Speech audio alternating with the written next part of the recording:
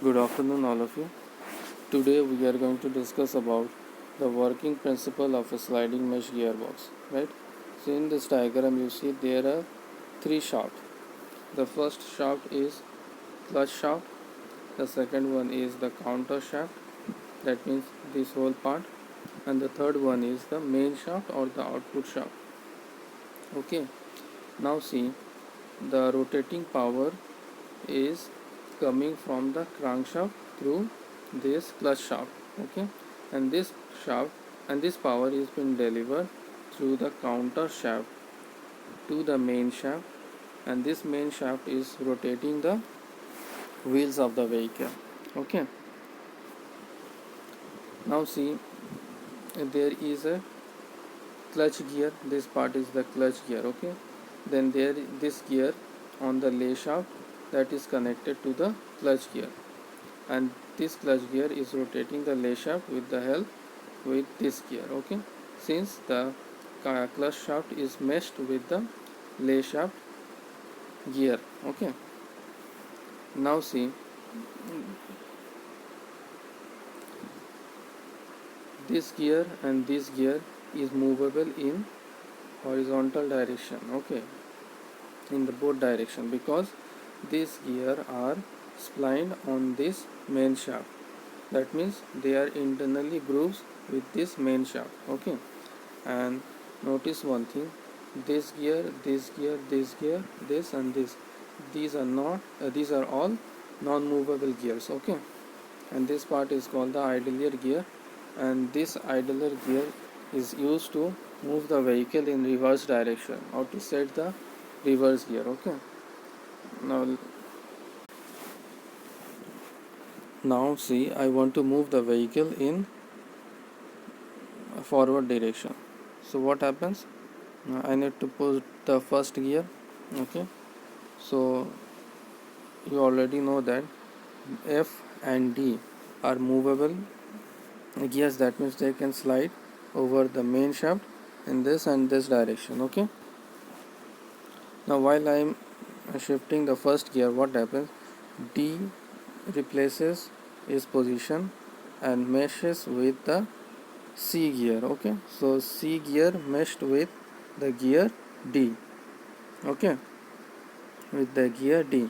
So if C rotates, D also rotates. Okay, now see what happens. Suppose this part, the A gear A is rotating in clockwise direction. Okay, gear A is rotating in clockwise direction, so it is rotating the counter shaft in counterclockwise or anti-clockwise direction through the gear B, because A is meshed with gear B. Now see, gear is internally grooves with the counter shaft. Okay, so counter shaft is rotating in anti-clockwise direction, and the C gear is meshed with D gear. Okay, so C is also rotating in anti-clockwise rotation, so the power is being delivered through here till C. Okay, now C is delivering the power to D. Okay, D is D replaces this position and horizontally meshed with gear number C. Okay, this part is D.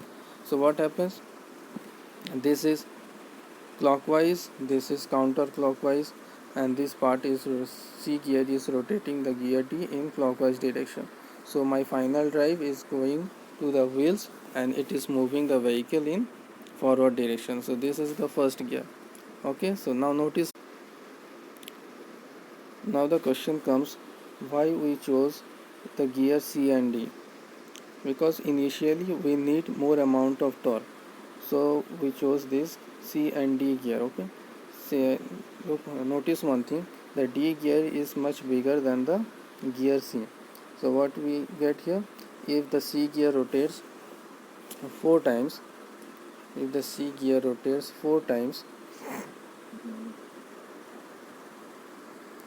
what happens, the D gear will rotate 1 time. So what we are getting, more amount of torque here, and we are getting more amount of speed here. Okay, and now my vehicle is in first gear.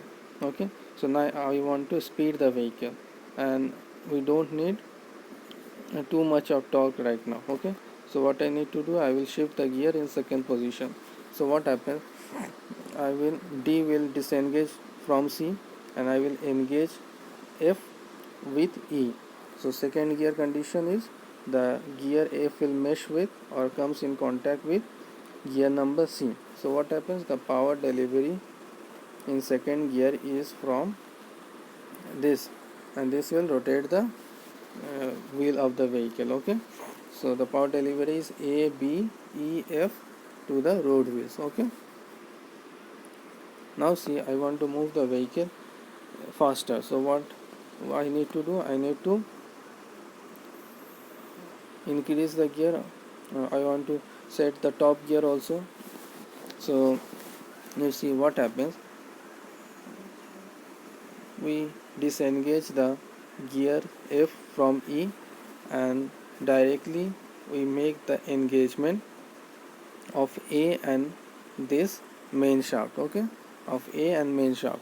Okay, see this diagram, we are connecting the both shaft together. So what happens, the speed of this shaft and the speed of this shaft is same, so we are getting the top gear.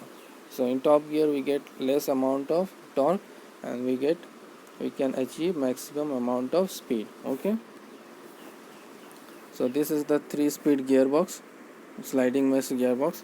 Now see, I want to put the vehicle, or I want to drive the vehicle in reverse direction. So you see there is a idler over here, and it is used to run the vehicle in reverse direction. So see how it works. Okay, so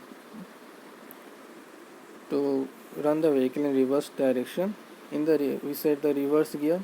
So reverse gear, what happens in reverse gear, the gear D meshes with the idler gear. That means it comes and replaces itself in this position.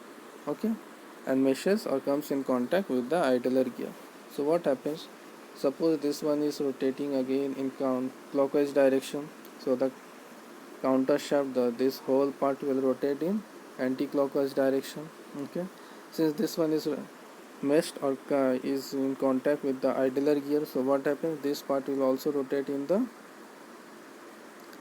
anti-clockwise direction, sorry, clockwise direction. Okay, so when the D gear is comes and makes a contact with the idler gear, what happens, this part is also rotating in the counter shaft rotation, right?